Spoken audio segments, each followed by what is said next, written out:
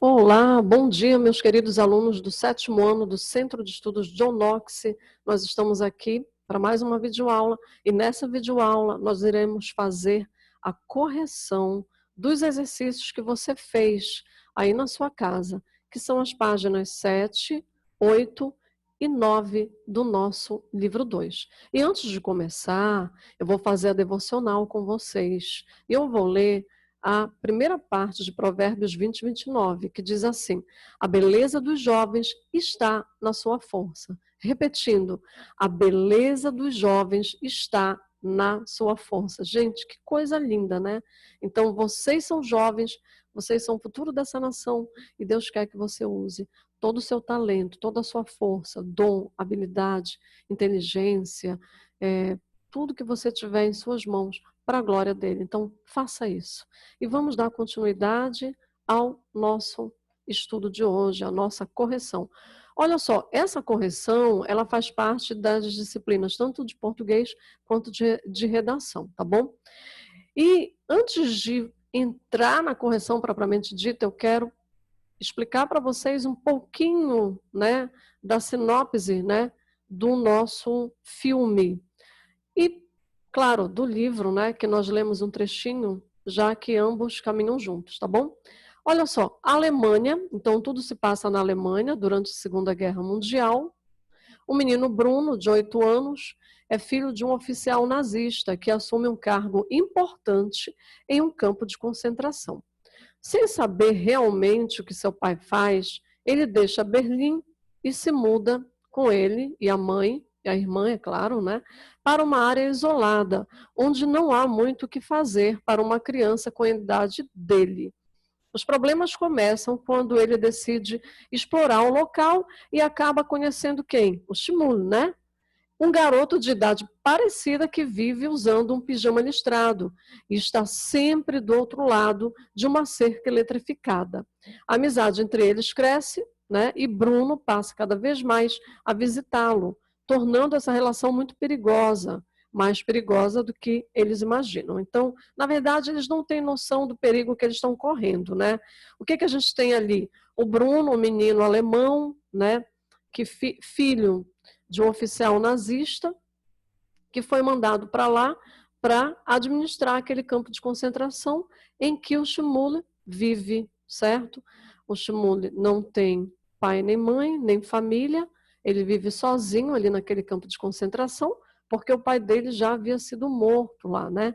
Então tem toda uma história, é uma história muito triste, mas baseado em fatos reais, né? Então você tem como base as histórias que aconteceram muito dramáticas, né, durante a Segunda Guerra Mundial, e baseado nisso o autor escreveu esse livro.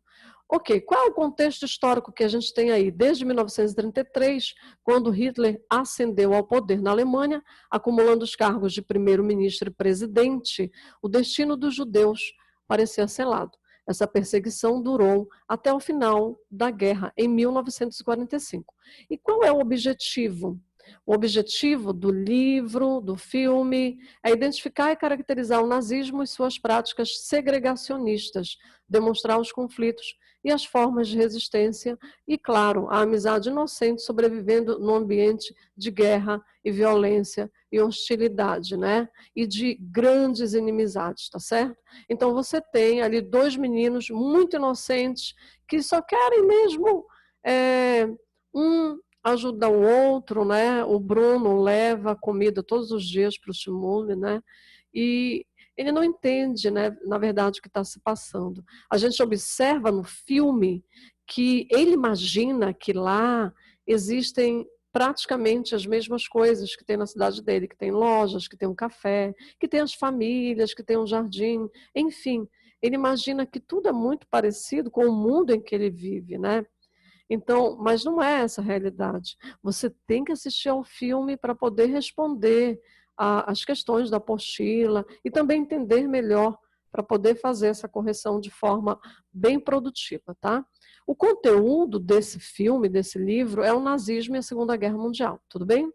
Então, agora, olha só, eu coloquei aqui, né, os dois meninos, a diferença que existe entre eles, né? e a gente vai ver daqui a pouquinho. Antes de começar, antes de olhar lá, eu quero que vocês prestem atenção aqui nas questões. Vamos lá. Primeira questão, mãos à obra, pegue o seu livro, pegue sua borracha, seu lápis e vamos corrigir. O trecho que você leu é antecedido pelo seguinte título: o que aconteceu no dia seguinte, tá? Então você tem o título do texto, é esse. Ele permite supor o quê? Que o romance tem início no dia seguinte? Não. O enredo do romance não segue uma sequência temporal, pelo contrário, né? Existe uma sequência temporal, existem os fatos que vão se desenrolando, né? E que são definidos através dos marcadores temporais, que são os advérbios ou locuções adverbiais. Então, essa não é verdadeira também. Outros acontecimentos antecederam o que será narrado após o título? Sim, com certeza. Né? O título traz o quê? Justamente a entrada no outro capítulo, onde você tem outros acontecimentos narrados ali. Então, a letra C é a letra correta. Os acontecimentos do dia anterior não são tão interessantes para o leitor? Não, tá? Essa está errada. Então, a letra C, você já deve ter marcado, espero que você tenha acertado. Vamos dar continuidade aqui, vamos ver aqui. Releia a frase inicial do primeiro parágrafo, de que forma ela completa a informação contida no título. Qual é a frase inicial? Está aqui. O dia seguinte, sexta-feira. Ora, se diz o dia seguinte, sexta-feira, é sinal de que o dia anterior foi a quinta-feira. E tem mais. Foi mais um dia molhado. Foi mais um dia molhado, isso significa que é o período do inverno. Então, a gente tem o inverno, a estação predominante aí, para dar um ar mais até nostálgico, né? A narrativa. E a gente tem esse período, né? Essas locuções adverbiais, marcadores temporais, tá? Então, a pergunta é, de que forma ela complementa a informação contida no título? A frase inicial determina o dia seguinte. É uma sexta-feira chuvosa e, além disso, permite supor que o dia anterior ao que será narrado havia sido o quê? Uma quinta-feira, também chuvosa, como eu falei, por conta do inverno. Tudo bem? Segunda questão. Sobre as personagens principais da narrativa, responda ao que se pede. Então, vamos lá? O que a gente tem aí? No trecho lido aparecem duas personagens principais, a gente sabe, o Bruno e o Shmuel, né? Escreva a seguir algumas características de cada um dos garotos que demonstrem as diferenças entre eles. Claro que isso aqui são sugestões, você pode anotar aí o que você observou, mas as sugestões do livro são essas, além das minhas sugestões, que eu vou colocar aqui para você. O Bruno usa roupa comum e limpa, enquanto Shmuel usa um pijama listrado e sujo. O Bruno precisa dar explicações à mãe ao sair, o Shmuel perder o pai e não há menção a outros familiares, ou seja, ele não precisa nem dar satisfação da vida dele para ninguém, porque ele não tem ninguém realmente. O Bruno não era magro e pálido, já o Shmuel era magro e pálido, certo? O Bruno usa botas, enquanto o Shmuel anda sempre descalço. O Bruno levava comida de presente para o amigo e o Shmuel, claro, não tem o que comer, vive em condições precárias, né? Você pode estar colocando outras coisas aí. Por exemplo, o Bruno, ele era de uma classe média alta, né? Então ele tinha acesso à educação, ele tem um tutor, né, que dá aula para ele, para a irmã dele, ele tem uma casa organizada, limpa, com empregada, né? Ele tem os empregados, não é só uma, né? Ele tem a mãe, tem o pai, tem um conforto, tem um quarto, enquanto Shmuel não tem nada, né? Ele não tem pai, nem mãe, nem parentes nenhum, nem irmã, enfim, nada. Tudo que era dele foi tirado. Vocês sabem que o nazismo, né, ele trabalha com essa ideia, né, de tirar o que aconteceu? Houve uma expropriação da propriedade privada, ou seja, o governo ficou com as casas das pessoas, entrou nas casas dos judeus, né, especificamente, tirou os judeus de suas casas, levou para campos de concentração, né? Houve um desrespeito total aos direitos constitucionais, então não foi respeitado os direitos humanos, né? A gente está, de certa forma, vivendo um pouco disso, muito pouco, claro, né? A gente não quer que piore, né? Mas está havendo em muitas cidades, eu acho que vocês estão acompanhando, em muitas cidades do Brasil, né? Está havendo um desrespeito aos direitos constitucionais de ir e vir, que vai além, né, dessa quarentena. Então, a gente está vendo isso, a gente está observando isso, certo? E é importante a gente conhecer a história, para que nós tenhamos uma percepção de todas as coisas que estão acontecendo ao nosso redor, né? Então, para que você aprende?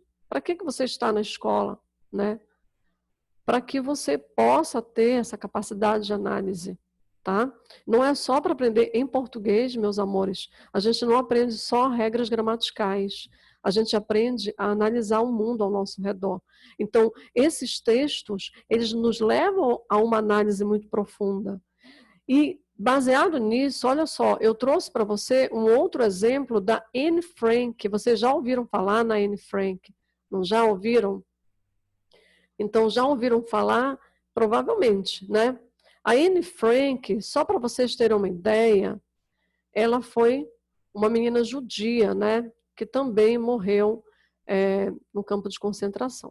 Ela faz uma narrativa no diário de Anne Frank, né? Ela escreve assim: os judeus tinham que usar uma estrela amarela, tinham que entregar as bicicletas, não podiam andar de bonde, ficavam proibidos de dirigir automóveis, só podiam fazer compras das 3 às 5 horas e só em casas que tivessem placa dizendo casa israelita. Os judeus deviam recolher-se às suas casas às 8 da noite, ficavam proibidos de ir a teatros, cinemas e outros lugares de diversão. Olha só, gente, os judeus foram completamente tolhidos, né, na sua liberdade de ir e vir e de viver, e de se expressar, né, e de pensar, né? Eles foram levados para campos de concentração, foram mortos, e é isso que o livro nos narra, é isso que o filme está narrando, ok? Então vamos dar continuidade. As características anteriores ressaltam as diferenças entre a realidade dos dois garotos. Na narrativa, há um elemento que simboliza essa divisão e que reforça que os dois meninos vivem em realidades diferentes uma da outra. Que elemento é esse? Qual é o elemento que faz uma divisão do mundo entre o mundo do Bruno e do Shmuel? Qual é? Se você colocou que é a cerca de arame farpado, você acertou. É isso mesmo, é a cerca, né? A cerca de arame farpado. O que a gente tem aí? Essa cerca, ela simboliza a diferença entre as duas realidades. Ela faz a separação entre um extremo e outro. Você observa que são antagônicos. Há muita diferença, né, entre um mundo e outro. E apenas uma cerca faz essa divisão. Olha só, né, que incrível.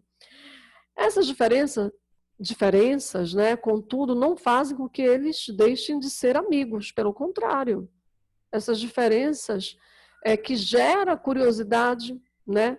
É que gera aquela vontade de conhecer o outro porque é diferente, ok? Por que você acha que eles permanecem amigos? Aqui é uma resposta pessoal, mas a SAIS sugere uma resposta. Espera-se que os alunos considerem que eles permaneçam unidos porque compartilham momentos e experiências juntos, gostam da companhia um do outro e têm interesses em comum. É claro que, além disso, como eu já falei, isso aqui é só uma sugestão, eles têm mundos completamente diversos, o que gera uma curiosidade, né? E aquilo, por exemplo, o Bruno observa que o Shmuel não tem o que ele tem. Então ele sente o desejo quê? De compartilhar a comida, compartilhar ali o chocolate, o pão, né? Ele quer que o Shmuel tenha o que ele tem. Isso é um verdadeiro amor, né? O amor ao próximo é quando você quer que o seu próximo tenha, além do que você tem, né? Então, aí entra a questão, uma visão, uma cosmovisão cristã. E qual é essa cosmovisão? Amarás o Senhor teu Deus de todo o teu coração, né? de toda a tua alma, de todo o teu entendimento, e ao teu próximo como a ti mesmo. Então, aquilo que eu quero para mim, eu quero o meu bem, eu quero ter uma casa, eu quero ter uma família, eu quero ter um conforto, eu vou querer para o meu próximo, eu vou querer que ele tenha até mais, né? Então, você se alegra de ver que o seu próximo tem aquilo que você tem. Tá certo? Então, isso estimula os dois. Que coisa linda, a pureza, né? Então, esse filme, esse livro, eles demonstram essa pureza do coração, né? E a gente lembra daquele outro versículo que diz: se não vos converterdes como uma criança, não vereis o reino dos céus, né? Então, olha só como a criança é pura. Nós temos que ser como as crianças. Nós temos muito que aprender, né?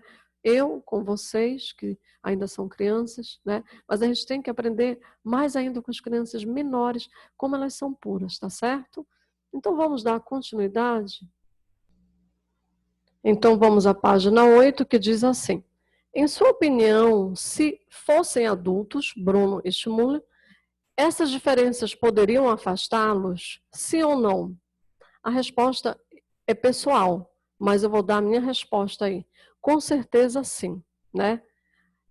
Iria afastá-los. Por quê? A pergunta é por quê? Porque no contexto ali do nazismo, o que é que a gente tem? Os alemães, eles eram criados culturalmente, então desde que nasciam, desde a mais tenra idade, eles eram criados para não gostarem do povo judeu, né? Então, haveria esse distanciamento naturalmente, por causa da questão cultural, da questão política por trás disso. O que a gente observa ali? Não sei se você observou lá no filme, tem um momento que o menino ele sobe na cadeira para ver o que o seu pai está assistindo. E o seu pai está com outros oficiais, né? O pai do Bruno, no caso, ele está com outros oficiais do exército nazista, né? E eles estão assistindo a um filme que faz uma propaganda de como os judeus viviam dentro do campo de concentração. E se você observar bem, a propaganda ali é enganosa. Ele passa uma ideia de que os judeus vivem muito bem e de que eles levam uma vida normal lá dentro. Por que eles faziam essa propaganda enganosa? Para que os alemães não se colocassem, não se posicionassem contra o governo nazista. Porque se os alemães soubessem, eles não iriam apoiar Hitler, né? E se você for observar, a mãe do Bruno, ela não apoia quando ela descobre da realidade. Ela descobre a realidade e ela passa a não apoiar a atitude do marido, né? Então, ela fica muito triste, o filme todo mostra isso, né? E a gente vai agora para a terceira questão. No início do trecho lido, Bruno fica em dúvida quanto à ideia de sair de casa. O que fez com que ele pensasse em não visitar seu amigo?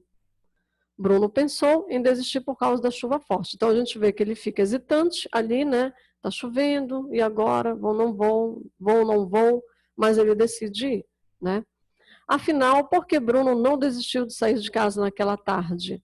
Era a última chance de ele e Shmuel passarem algum tempo juntos. E de acordo com o que eles planejaram, aquele dia prometia ser muito emocionante.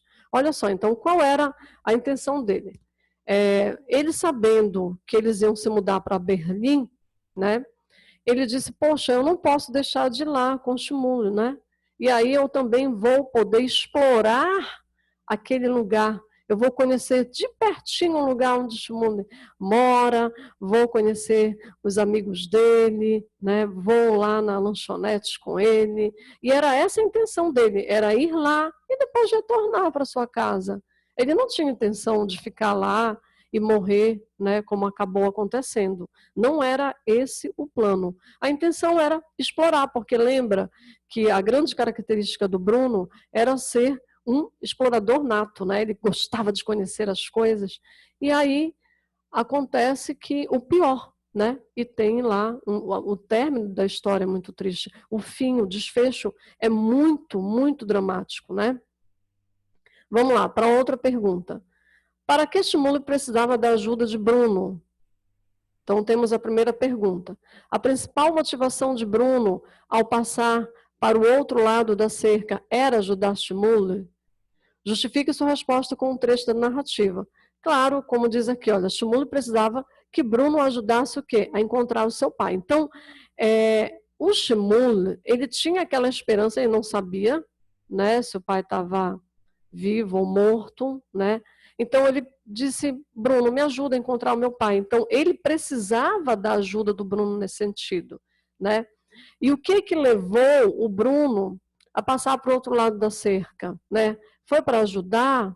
Sim, com certeza, o Bruno queria ajudar o Shmuel, mas ele tinha o quê? Aquilo que a gente acabou de falar, que eu acabei de falar, a curiosidade de explorar o outro lado da cerca, né? Então, não era só isso.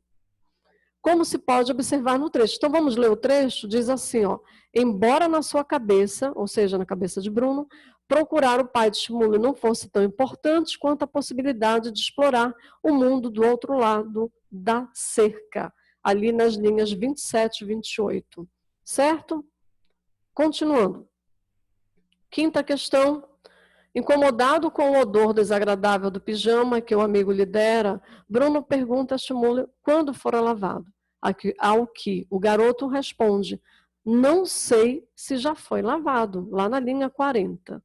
O que isso revela sobre as condições de vida das pessoas do outro lado da cerca?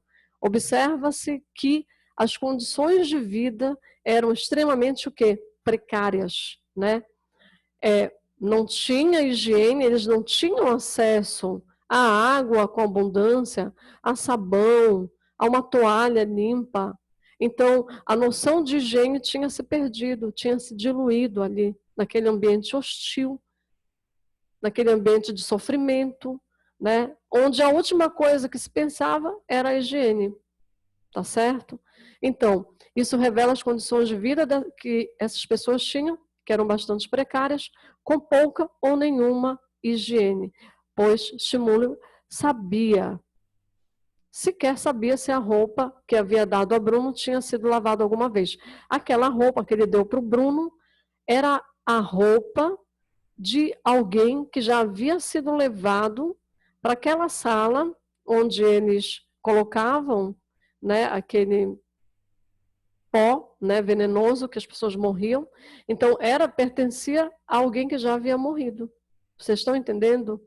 É isso. Por isso que tinha um cheiro horrível, porque eles não tomavam banho, não porque eles não quisessem, porque não ofereciam a eles essa possibilidade, tá certo?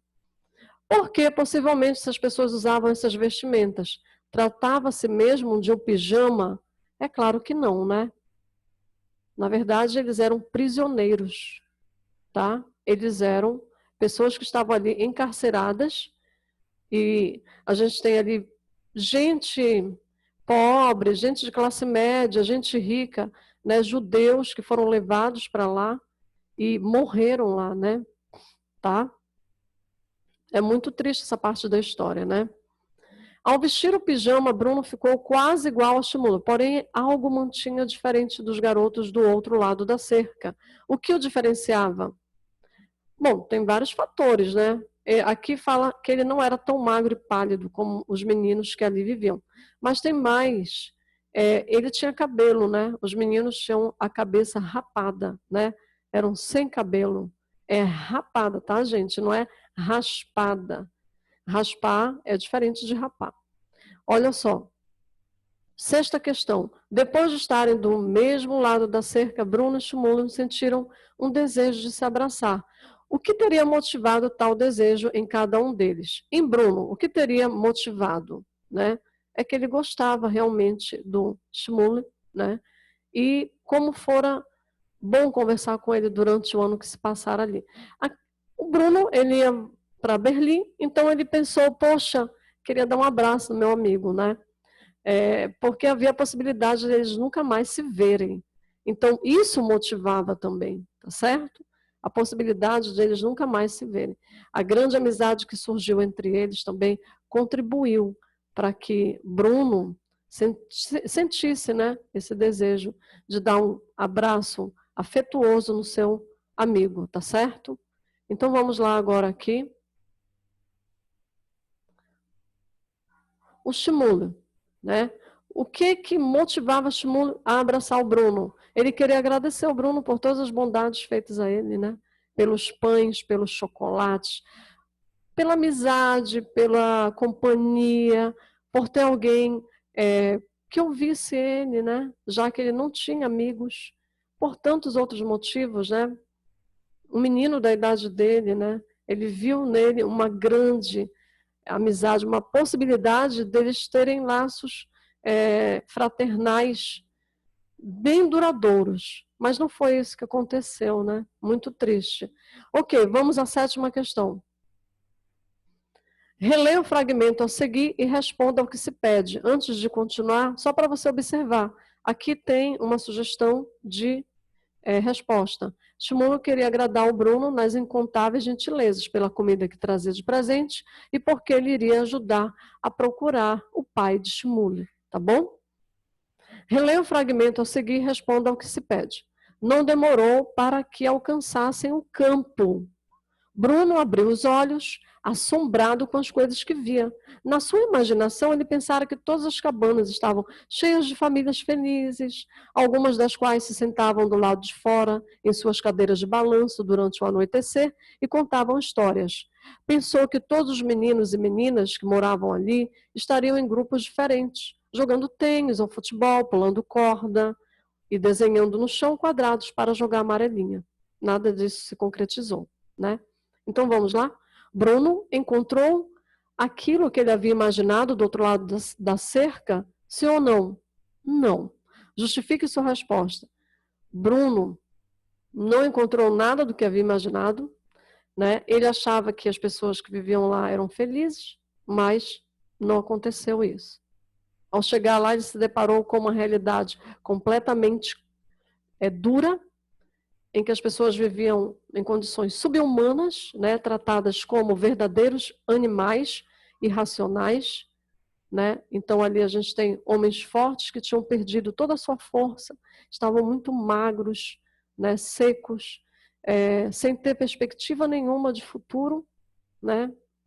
E que eram constantemente explorados até morrer, né? Que reação de Bruno após observar a realidade vivenciada pelas pessoas daquele lugar? Qual foi a reação dele? O menino ficou assombrado e disse que queria ir embora. Lembra da parte do filme que fala isso? Em que ele diz, eu quero ir embora, e o Shmuel pede, não, não vá, você não ia me ajudar? Você não ia me ajudar a encontrar o meu pai? Há um trecho da narrativa que permite perceber que Shmuel vive sob vigilância de soldados. Transcrevam. Qual é esse trecho? Essa aqui, olha. Uma caminhada de Shmuel fizera quase todos os dias. Uma caminhada que Shmuel fizera quase todos os dias, já há quase um ano, quando escapava dos olhares dos soldados e conseguia chegar até a única parte de haja vista, que parecia não estar sob vigilância constante, nas linhas 63 até a 65. Tudo bem? Anote aí.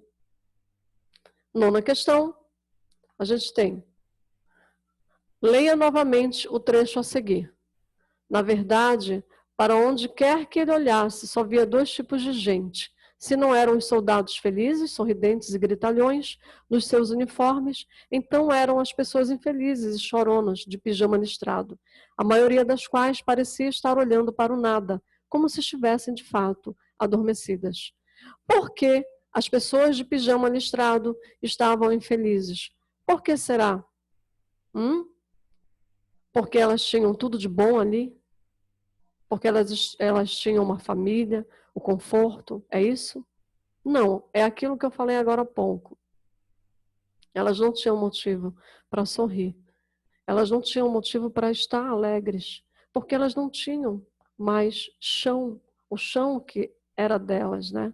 Elas tinham perdido o que elas tinham de mais importante, que é a dignidade humana, né? Então, eles tinham perdido a capacidade até mesmo de raciocinar, né? Até mesmo de se questionar. O que nós estamos fazendo aqui? Eles não questionavam mais. Se você for observar nas cenas do livro e do filme, você fica bem claro isso, né? No momento em que eles são levados para aquela sala para morrerem, Eles dizem, nós vamos tomar um banho, né? Então eles não se questionam mais. Gente, como nós temos que estar vigilantes, né? E pedir para Deus todos os dias para que nós não percamos essa capacidade, né? De analisar, de enxergar as coisas ao nosso redor, né? Então, gente, hoje a gente fica por aqui, tá? Na próxima aula, a gente vai dar continuidade ao estudo do nosso livro, tá bom? E eu espero que vocês tenham aprendido. Espero que vocês tenham acertado também, tá bom? Então, a gente corrigiu até a página 9, né? E a gente tem aqui, na página 10 e 11, a gente já vai estudar o complemento nominal. Isso fica para a nossa próxima aula. Tudo bem? Tudo de bom para vocês? Estou com muita saudade dos nossos momentos, né? Mas sei que Deus está cuidando de tudo, né? Então fiquem com Deus, um grande abraço em todos vocês e até a nossa próxima videoaula, tá bom? Tchauzinho!